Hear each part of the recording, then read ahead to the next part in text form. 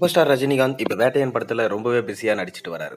வேட்டையன் படத்தை டிஜே ஞானவேல் அவர்கள் டைரக்ட் பண்ணிட்டு இருக்காரு. மேலும் லைக்கா ப்ரொடக்ஷன்ஸ் தான் பிரம்மாண்டமாக இந்த படத்தை ப்ரொடக்ஷன்ஸ் பண்ணிட்டு இருக்காங்க. சமீபத்தில் தான் பார்த்தீங்கன்னா வேட்டையன் படத்தோடைய ரிலீஸ் டேட்டை அனௌன்ஸ்மெண்ட் பண்ணாங்க. இதை பார்க்கும்போது ரசிகர் எல்லாருக்குமே இது நிச்சயமாக பார்த்தீங்கன்னா ஒரு கமர்ஷியல் பாணியில் தான் இந்த படம் வந்து பயணிக்கும் அப்படின்னு சொல்லிட்டு அவங்க யூகிச்சிருக்காங்க. ஆனால் டைரக்டரை பொறுத்த வரைக்கும் ஜெய்பீம் போல சமூக கருத்துள்ள படம் எடுத்தவர் நிச்சயமாக இந்த படத்தில் ரசிகர்களை ஏமாற்ற மாட்டார். இந்த படமும் சமூக கருத்துள்ள ஒரு படமாக தான் இருக்கும்னு சொல்லிட்டு ரசிகர்களால் இன்னுமே நம்பப்பட்டு வருது. அதனால் தொடர்ந்து வேட்டையன் படத்துக்காக ரசிகர்கள் ரொம்பவே ஆவலோடு வெயிட் பண்ணிட்டு இருக்காங்க.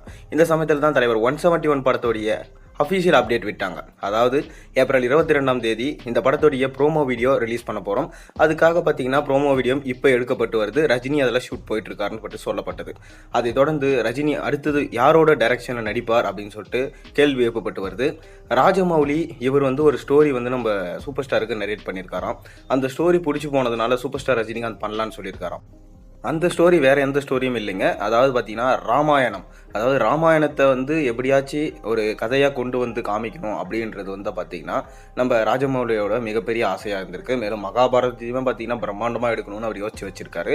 அப்படி ராமாயணத்தை பார்த்திங்கன்னா எடுக்கும்போது அதுக்கு ரஜினிகாந்த் வந்து ராமராக நடித்தா நல்லாயிருக்கும் அப்படின்னு சொல்லிட்டு நம்ம ராஜமௌலி முடிவு பண்ணதாகவும் அதுக்காக தான் பார்த்திங்கன்னா சூப்பர் ஸ்டார் கிட்ட அப்ரோச் பண்ணியிருக்காராம். மேலும் ராவணனா யாரை போட போகிறாங்கன்னு சொல்லிட்டு இன்றைக்கி வரைக்குமே நமக்கு தெரிய வரல, தகவல் கிடைக்கல. ஆனால் பார்த்தீங்கன்னா கடைசியாக ஆதி புருஷ் படம் எடுத்திருந்தாங்க பிரபாஸ் வச்சு. அதில் விஎஃப்எக்ஸ் எல்லாமே பார்த்தீங்கன்னா படு மோசமாக எடுத்ததுனால அந்த படம் மிக பெரும் டிசாஸ்டரை சந்தித்தது. அந்த மாதிரி இல்லாமல் ராஜமௌலி எப்பவுமே பார்த்தீங்கன்னா ஏற்கனவே பாகுபலி படத்திருந்தார். அந்த படத்தில் விஎஃப்எக்ஸாக இருக்கட்டும் எல்லா பணிகளுமே பார்த்தீங்கன்னா பக்காவாக பண்ணியிருந்தாங்க. அந்த மாதிரி தான் பார்த்தீங்கன்னா ரஜினிகாந்தோடைய அந்த ராமர் கெட்டப்புமே வந்து பக்காவாக இருக்கிறதுனால ரஜினிகாந்தை வச்சே ஒரு பிரம்மாண்டமான ஒரு படம் எடுக்கலாம் அப்படின்னு சொல்லிட்டு நம்ம ராஜமௌலி முடிவு பண்ணதாக பிளான் பண்ணப்பட்டிருக்கு.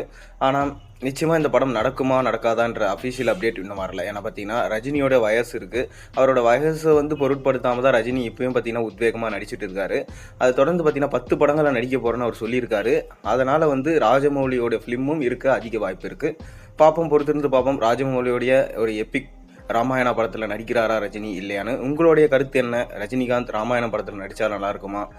உங்கள் கருத்துக்களை மறக்காமல் கீழே கமெண்ட்டில் சொல்லுங்கள். மேலும் சேனலில் பொருட்கள் மறக்காம சப்ஸ்கிரைப் பண்ணுங்கள், லைக் பண்ணுங்கள், பெல் ஐக்கனை ப்ரெஸ் பண்ணுங்கள். அப்போ தான் நோட்டிஃபிகேஷன் உங்களுக்கு வந்து சேரும்.